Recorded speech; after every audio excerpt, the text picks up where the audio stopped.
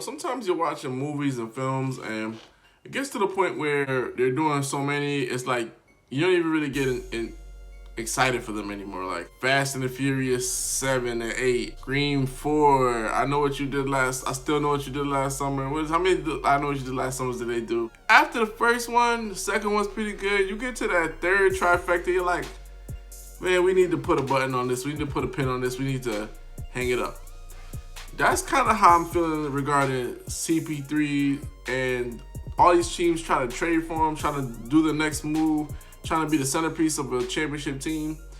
He has a lot of people vetting him, and we see CP3 be very successful in terms of individual play, but team play hasn't really been there. And it's not like he's never been in a position to be successful. Think about this. Think about the New Orleans Hornets. Even though they weren't the best team and maybe not the best position, they still had good teams that made the playoffs. Then he went to the Los Angeles Clippers, a team where they were really supposed to flourish, get to the finals, never did. They blew. There was one time they were going to get to the finals. They're going to go 3-1 against Oklahoma City Thunder, and they blew an 11-point lead in like less than 2 minutes. That was all she wrote. One time they beat the Spurs, and I think it was the was it the semis or something like that, and then they go on to lose to another team. I believe it was the Rockets, to go to the Western Conference Finals. So every single time when you're looking at that situation, that didn't happen. So the beginning of the movie was great. Now you're looking at the sequel.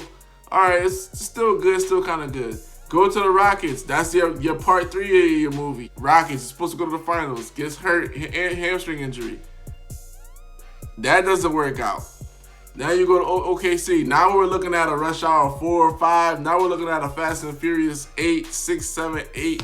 Now we're starting to get to the point where we've seen too much and too many versions of this movie. As much as people are happy, hey, CP3 go to the Clippers. Hey, CP3 go to the Knicks.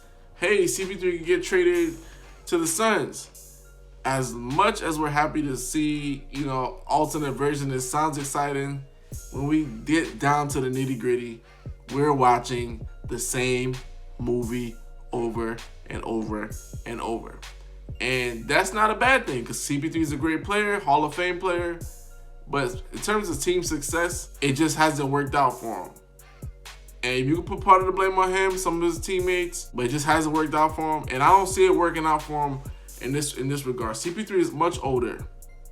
You want to put him in positions where if they trade for him, they're going to have to move a lot of pieces, because he has a big contract, because of course he wanted to get paid. I respect guys for wanting their money and still be able to be professional and still compete. Because last year with OKC took Houston Rockets to a 7-game series. I respect CP3 for that. But if he gets traded to the Suns, they're going to have to give a lot of pieces to get him. He gets traded to the Clippers, Pat Beverly's gone. Montrezl Harrell's probably gone.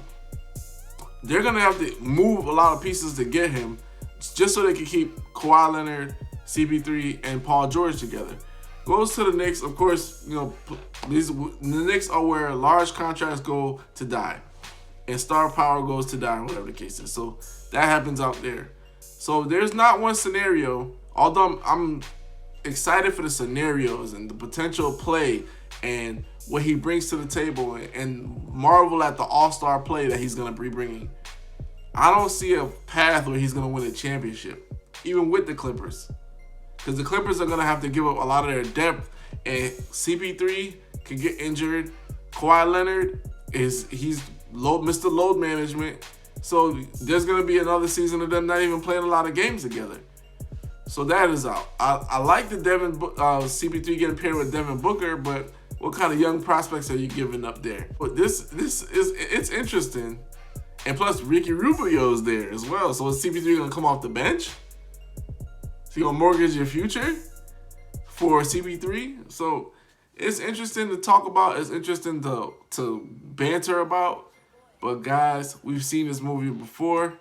After the third installment, it's like it's time to hang it up. So, and when I mean hang it up, I'm talking about the championship aspirations. Not to say CP3 can't be a good player on a good team. It's just the fact that he has so much talent. He's so cerebral about the game, the success doesn't match. There's a character flaw in there that we have to acknowledge. Hoops Junction, Hoops Me Super. Like, comment, subscribe.